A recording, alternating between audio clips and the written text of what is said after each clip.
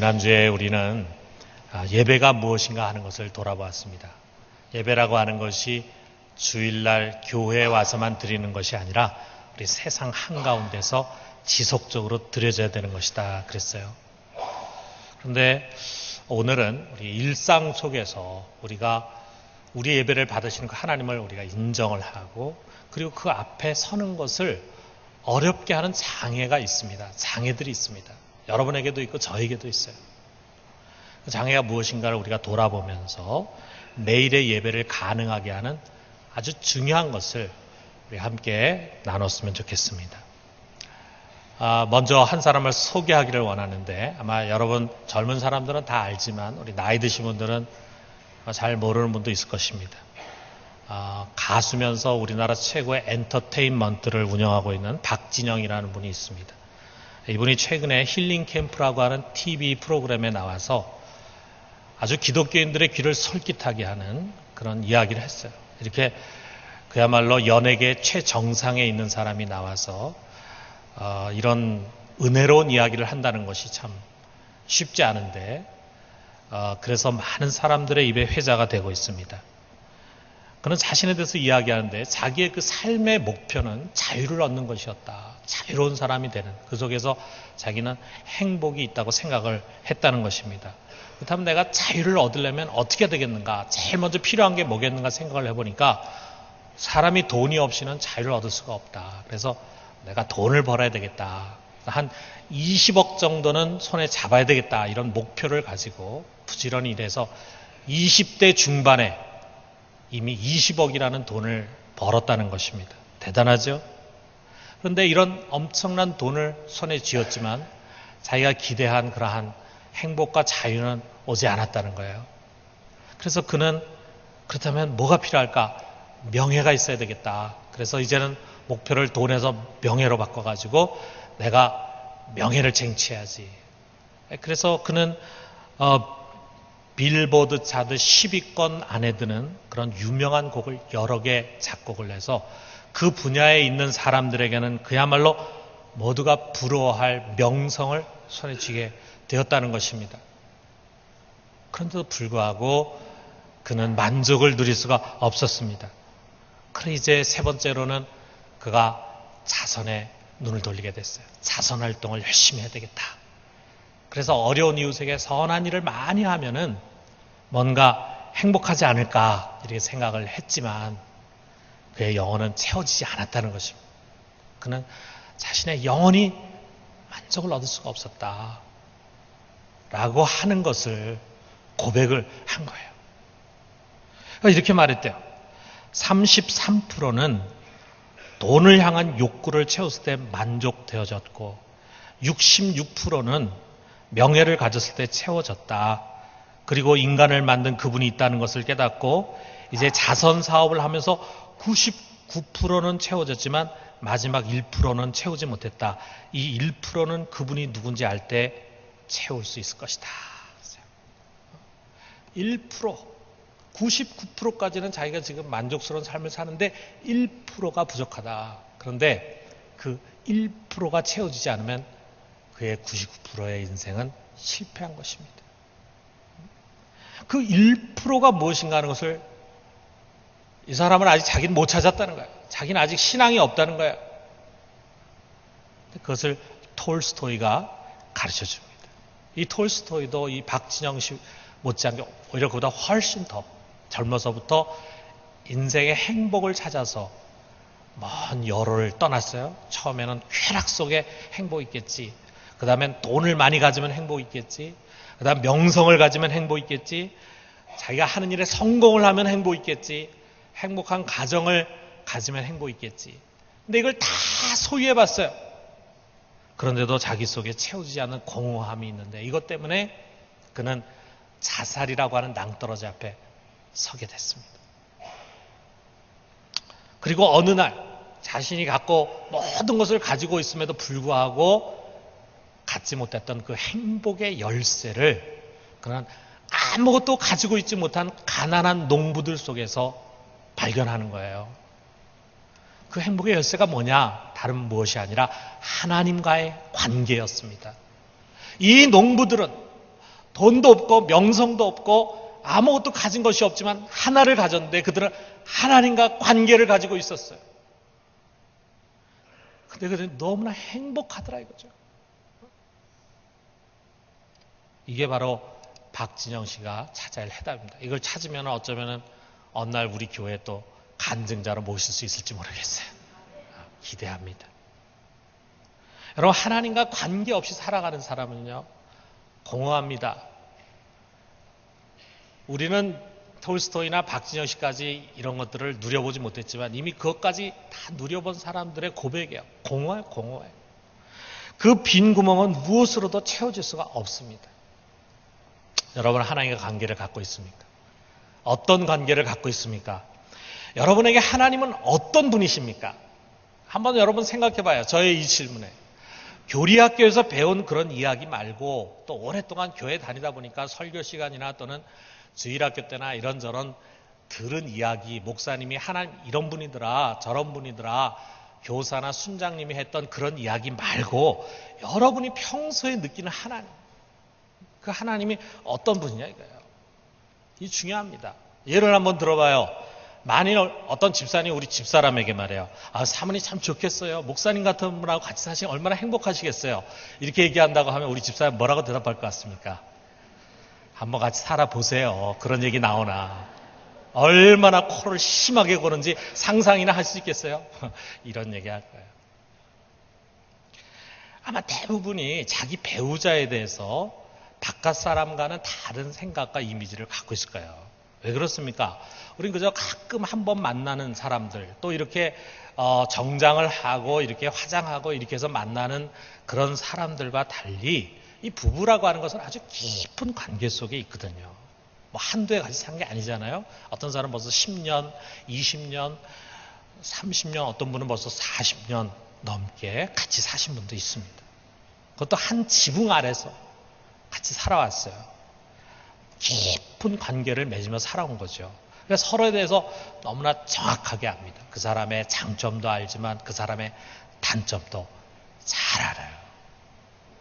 여러분, 우리가 하나님을 안다라고 하는 그것이 그냥 그 사람의 하나님에 대해서 외적으로 들은 그런 지식이 아니라 내가 그 하나님과 이런 인격적인 관계 속에서 알게 된 그 하나님, 나의 하나님은 이런 분이다 라고 하는 거, 이게 중요해요. 진정 우리가 하나님과 관계를 갖고 있다면 그 하나님에 대해서 우리가 하나님 어떤 분이다라고 하는 것을 알지 못할 수가 없습니다. 자, 그 하나님 그냥 일주일에 한 번 예배 드릴 때나 진지하게 생각하고 끝날 그런 분입니까? 우리 중에는 그런 분이 있을 거예요. 예배 때만 하나님 생각하고 찬양하고 말씀 듣다가 이 교회당을 떠나서는 일주일 내내 하나님 잊어버려요. 자, 그 하나님이란 분이 일상의 삶에, 일주일 동안 일상의 삶에서 함께 모시고 동거하고 동행하기에는 혹시 몹시 부담스러운 분이 아닙니까?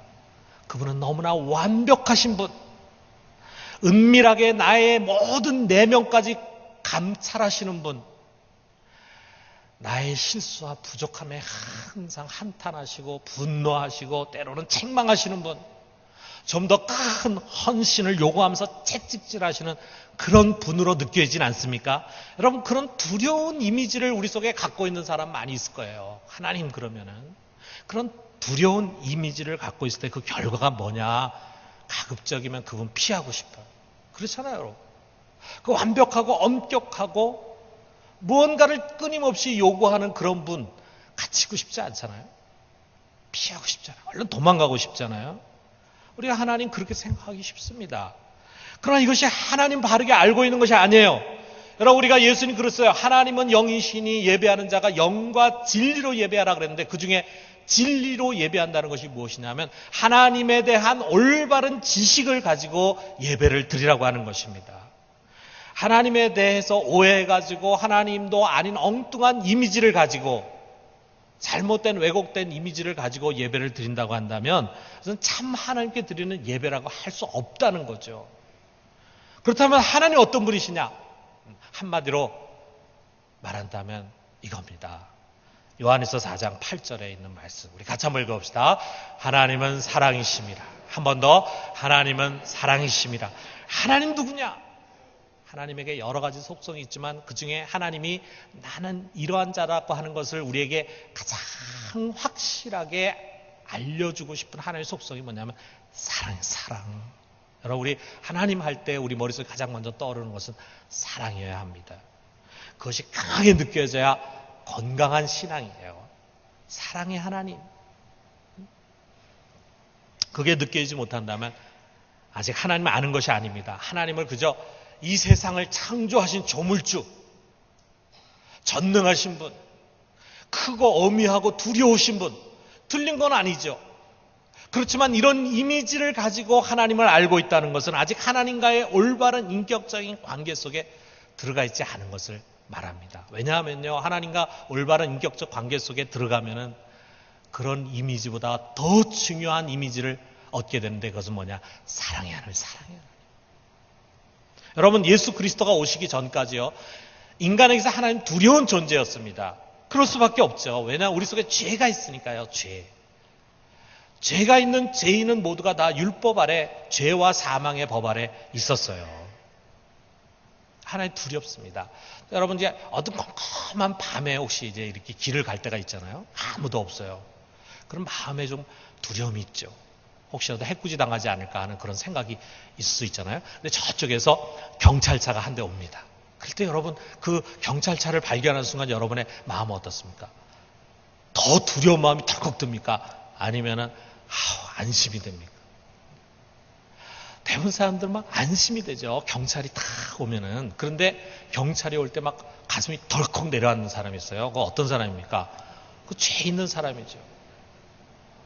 경찰을 피해서 도망다니는 범죄자는 경찰을 보면 덜컥 내려앉잖아요. 그렇다고요. 우리 속에 죄가 있으면 우리 하나님 두렵습니다. 죄를 가지고 있는 사람, 죄의 문제 해결되지 않은 사람에게는 하나님이 항상 두려운 하나님으로 이미지가 될 수밖에 없어요. 왜 그렇습니까? 하나님은 죄를 심판하시는 심판주시거든요. 그렇기 때문에 죄인들은 하나님의 심판의 대상이고, 그리고 하나님의 원수고 진노의 그릇입니다. 그러나 우리가 옛날엔 다 그랬지만 이제는 아니에요. 왜? 예수 그리스도께서 이 땅에 오셨어요. 그래서 그의 피로 여러분과 내 속에 있는 죄를 다 씻으셨어요. 여러분과 나의 과거의 죄값, 현재의 죄값, 미래의 죄값까지 다 지불하셨어요. 우리로 하여금 죄로부터 자유한 자가 되게 해주셨어요. 그리고 자기의 몸을 희생 제물로 드리셔서 하나님과 우리가 원수된 관계였는데 우리를 화목하게 해주셨어요. 그래서 우리가 하나님 앞에 서면 두려운 것이 아니라 이제 즐거워하게 되게 했다 이거예요. 죄 없는 우리에게 하나님 더 이상 두려운 분이 아닙니다. 이게 오늘 우리가 읽은 성경의 9절부터 11절까지의 말씀이에요. 여러분, 이제는 우리가 하나님의 사랑의 대상이에요.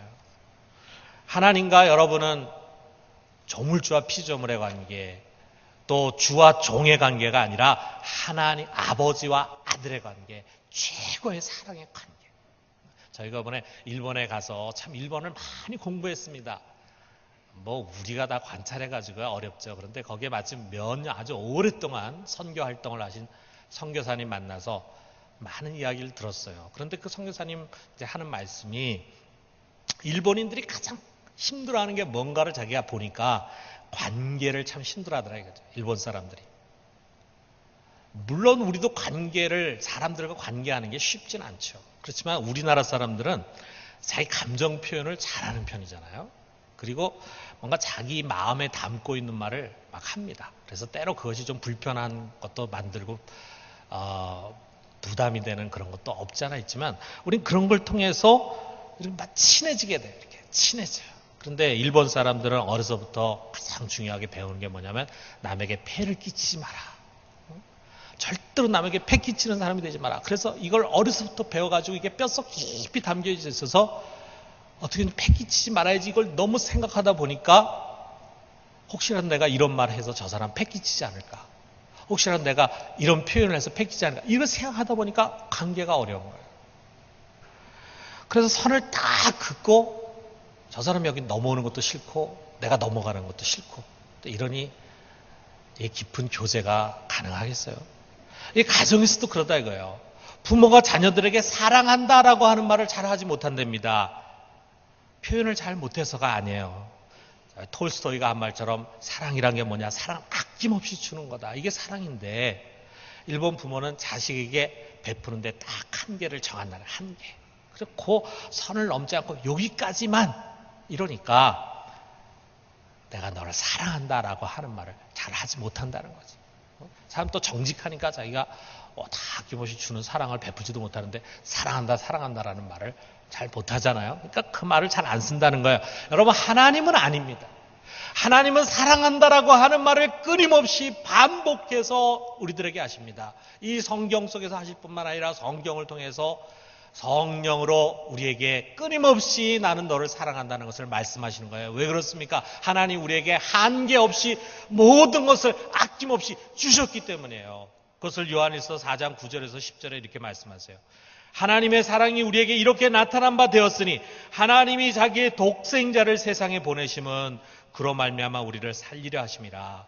사랑은 여기 있으니 우리가 하나님 사랑한 것이 아니요 하나님이 우리를 사랑하사 우리 죄를 속하기 위하여 화목 제물로 그 아들을 보내셨습니다. 그가 갖고 있는 것 중에 최고로 귀한 것, 다른 무엇과도 비교할 수 없는 그것을 하나님 우리에게 주셨다. 그 십자가 사건을 통해서 하나님은 우리에 대한 자기의 사랑을 증명해 주셨습니다. 그게 바로 8절에 있는 말씀이잖아요. 우리가 잘 아는 말씀. 같이 한번 읽어봅시다. 우리가 아직 죄인 되었을 때 그리스도께서 우리를 위하여 죽으심으로 하나님께서 우리에게 대한 자기의 사랑을 확증하셨느니라. 난 너를 진짜 사랑한다라고 하는 것을 확증해 주셨다. 여러분, 이 사랑의 확증이라는 거 우리가 좀 생각해 볼 게 참 많아요.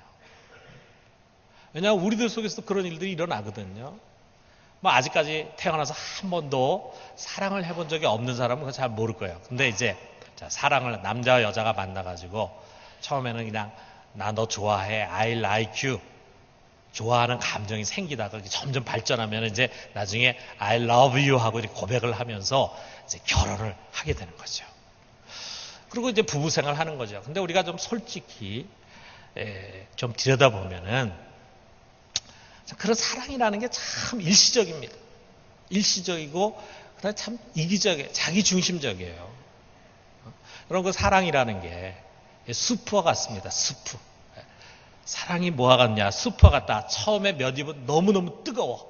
그러다가 아주 잠깐 적당한 듯 싶더니 그 다음에 이내 싸늘하게 식어버리는 거. 이게 사랑입니다.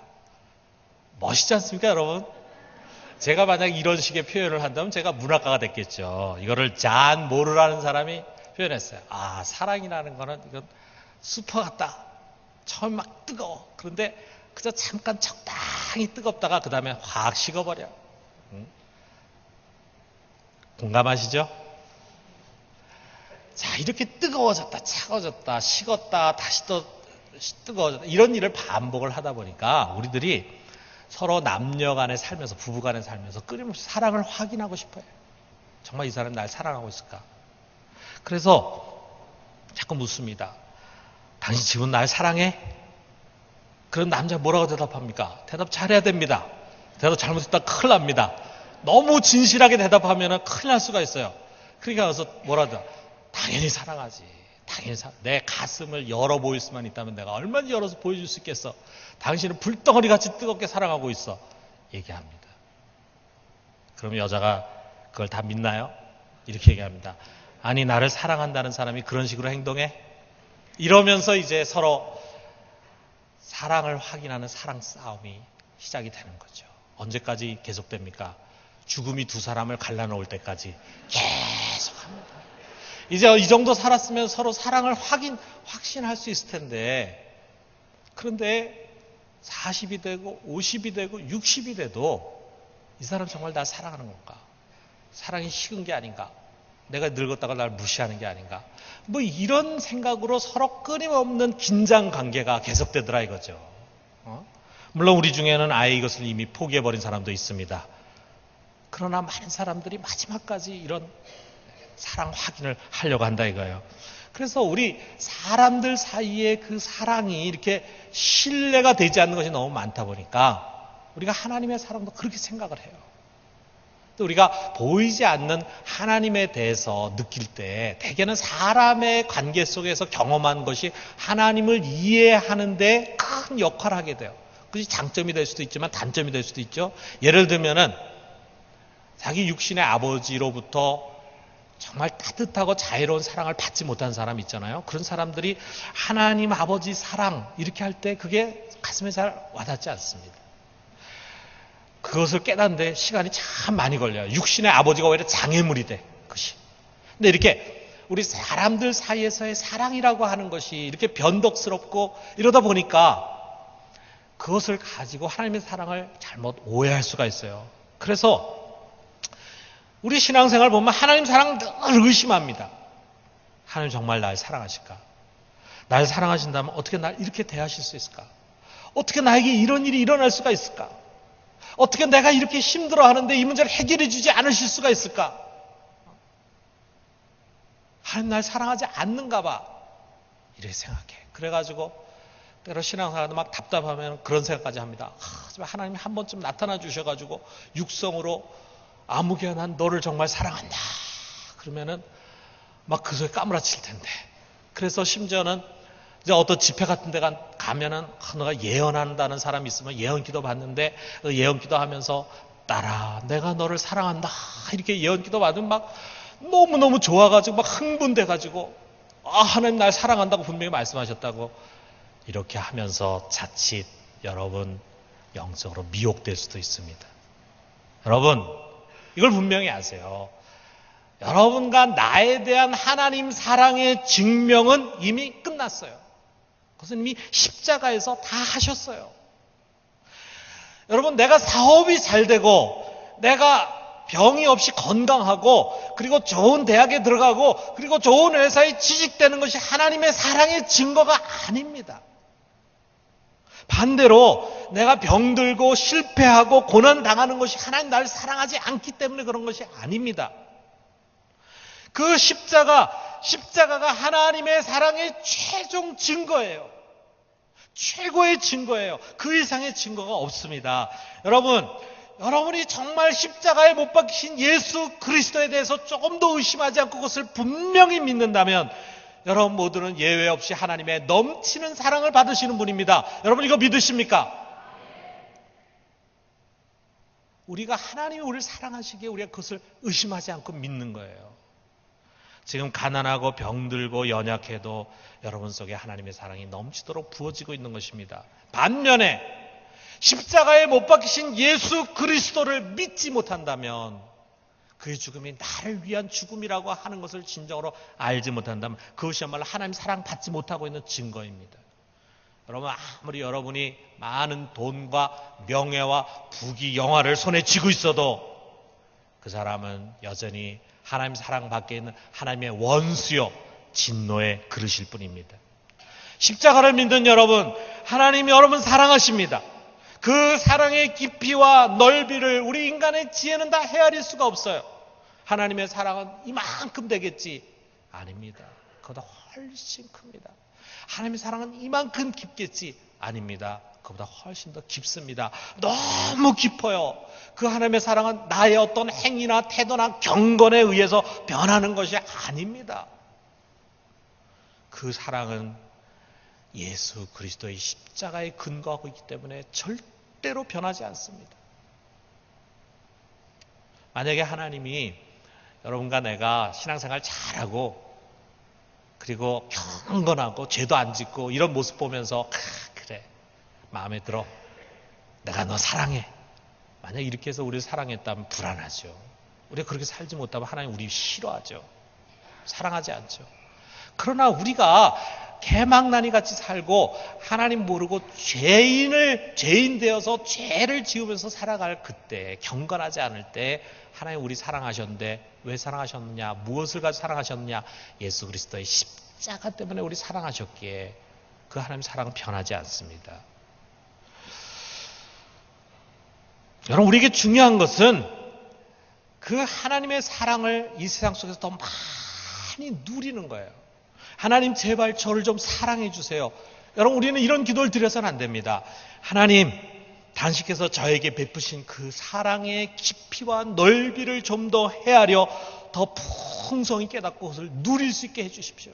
하나님은 100을 사랑하셨는데 왜 저는 하나밖에는 그 사랑을 깨닫지 못하고 있습니까? 저는 너무나 찰랑거리는 얄팍한 사랑에 대한 깨달음 때문에 자꾸 흔들립니다. 보다도 풍성한 사랑으로 깨달을 수 있도록 도와주시옵소서. 이게 우리의 기도가 돼야 된다 이거예요. 여러분, 우리 신앙에서 가장 위험한 것은 업적주의입니다. 내가 기도를 많이 해야 하나님 사랑받고 하나님 인정해 주시고 교회 봉사를 잘해야, 헌금을 많이 해야, 말씀대로 살아야, 경건하게 살아야 하나님 사랑하신다 라고 하는 식의 생각이에요. 그런 생각 갖고 있으면요, 우리가 마치 공부를 잘해야 부모가 사랑해주고 상 주고 하는 그런 가정에서 자란 아이들 보면은 어떻게든지 아버지의 인정을 받기 위해서 막 땀 흘리고 애쓰고 노력하고 이렇게 하는 거죠. 그래서 어느 정도 성적을 가지고 가면은 아버지가 잘하긴 했는데 아직 부족해, 좀 더 열심히 해. 그래서 항상 부족한 자신을 느끼면서 살아가는 아이는 아버지를 두려워합니다. 우리가 하나님 앞에 사랑과 인정을 받기 위해서 또 땀을 흘려야 된다 이거예요. 그와 같은 생각은 우리로 하여금 값없이 주시는 십자가의 은혜를 금방 율법주의로 바꿔버리는 거예요. 거기서 우리는 하나님이 또 우리의 행위를 주목하시는 두려운 하나님으로 생각하게 됩니다. 그리고 그 두려운 하나님이라는 이미지를 가진 사람들은 벌받는 것이 무서워서 경건생활하고, 그래서 가급적이면 하나님 피해서 도망 다니려고 하게 될 것입니다. 여러분, 이거 아닙니다. 우리가 할 것은 무엇을 행하느냐가 아니라 믿는 것입니다. 하나님이 나와 같은 자를 무조건 사랑하시고 지금도 무조건 사랑하고 계심을 믿고 신뢰하는 것입니다. 나의 삶에 바람이 불건 파도가 치건 그런 거 보면서 하나님 사랑 의심하지 말고 오직 예수 그리스도 그 십자가만을 주목하면서 변하지 않는 그 사랑을 붙들기를 주님은 바라는 것입니다. 어떻게 사느냐보다도 우리가 얼마나 그의 사랑을 신뢰하느냐, 여기에 우리의 신앙의 능력이 달려 있어요. 여러분, 정말 어려운 일을 많이 겪는 가운데서도 굳굳이 그럼에도 불구하고 하나님 저 사랑하세요. 저는 하나님 사랑받고 있습니다. 이렇게 이야기할 수 있는 사람이 무서운 사람이에요. 그 사람이 정말 신앙의 능력을 갖고 있는 사람이에요. 그래서 하나님 사랑하고 찬양하다가도 조금만 어려운 일 생기면은 하나님 날 사랑한다면 어떻게 이런 일이 일어날 수 있을까? 하나님 날 사랑하지 않나 봐 하면서 뒤뚱뒤뚱거리고 흔들흔들하고 하는 사람은 아직 어린 사람입니다.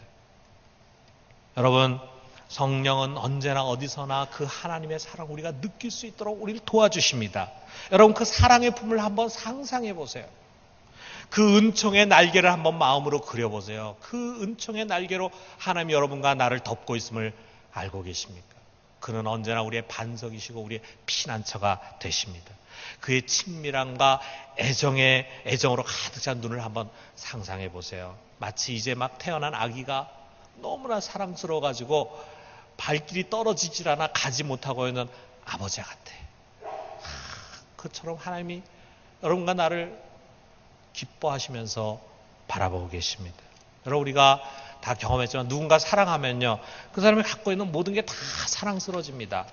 그런 것처럼 하나님 우리의 모든 것을 사랑하십니다. 하나님은 어떻게 보면 나보다 나를 더 사랑하세요. 여러분과 제가 어떤 때 보면 우리를 참 사랑하지 않습니다. 때로는 거울을 바라보면서 나를 너무 미워할 때가 있어요. 너 어떻게 그렇게 행동할 수가 있니? 참 한심스럽다 하면서 우리를 실책하는 순간에도 하나님은 우리를 귀하게 여기고 사랑하십니다. 사랑한다면 당연히 사랑하는 자의 말에 귀를 기울이고 청정할 것입니다. 그렇습니다. 여러분, 우리가 기도할 때 말이에요, 그냥 기도하지 마세요. 기도하기 전에 먼저 머릿속으로 상상을 해보세요. 여러분, 상상을 잘하는 사람이 신앙생활 잘하는 겁니다. 그 상상한다는 것이 믿음의 눈으로 바라보는 거예요. 말씀을 의지해서 나의 기도에 귀를 이렇게 쫑긋 세우고 얘가 무슨 말을 하려고 하나 관심을 갖고 귀를 기울이는 그 하나님을 상상해요. 그리고 내가 기도하려고 하면 그 기도가 정말 믿음이 담겨진 기도가 됩니다. 우리 하나님 우리의 기도를 그렇게 들으십니다. 소리 없이 드리는 마음의 기도도 하나님은 다 들으십니다. 그가 우리의 기도를 들으면 어떤 일이 일어나겠어요? 그 전능하신 하나님이. 특별히 고난 중에 부르짖음에 더욱 그는 움직이십니다. 마치 아이가 아프면 엄마 같이 울잖아요. 그런 것처럼 우리 하나님은 자기가 사랑하는 자의 고통과 부르짖음 외면하지 않습니다. 동정하시고 긍휼히 여기신다 그랬어요. 그는 아낌없이 주시고 또 주시는 분이심을 명심하세요. 여러분, 하나님 아까워하는 거 하나도 없습니다. 하나님 자기 아들까지 주셨잖아요. 그 아들을 주시면서 아들을 주시니까 어찌 우리에게 주는 것을 아까워하겠는가 선포하지 않았습니까? 아까워하는 거 아무것도 없습니다. 여러분, 우리 하나님 오해하지 마세요. 정말 하나님은 모든 것을 다해서 우리를 사랑하려고 하십니다. 여러분, 십자가에서 확증된 이 하나님의 사랑의 깊이와 넓이를 우리가 감히 상상을 해봐요. 우리가 상상하는 것보다 그의 사랑은 더 넓습니다. 더 깊습니다. 그러므로 우리는 언제나 어디서나 우리를 너무나도 사랑하시는 그분 앞에 담대하게 설 수가 있어요. 그것이 바로 은혜의 보좌입니다. 지성소 깊은 곳에 법계 위에 있는 그 시은자, 은혜의 보좌, 그 시은자는 이제 더 이상 성소에 있는 것도 아니고 교회당이나 기도실에만 있는 것이 아니라 세상 한가운데 언제 어디서나 우리는 그 은혜의 보좌를 만날 수 있습니다. 그 보좌 앞에서 우리는 그분의 자비하신 얼굴을 배웁고 감사와 찬양과 영광을 돌리고 우리의 답답한 현실의 문제, 당면한 문제를 그분과 상의하면서 그분의 도움을 언제든지 받을 수가 있습니다. 사랑하는 성도 여러분, 지금 이 순간에도 하나님 변함없이 여러분 사랑하십니다. 여러분 이거 믿으십니까? 이 교회당을 떠나서 여러분의 가정, 여러분의 직장, 사회 속에서 그 사랑은 계속될 것입니다. 기쁜 일 속에서도 슬픈 일 속에서도 때로는 형통함의 얼굴로 때로는 고난의 얼굴로 나타날 것입니다. 여러분 그 사랑 의심하지 말고 날마다 어디서나 풍성히 누리는 우리 모두가 되기를 주님의 이름으로 축원합니다.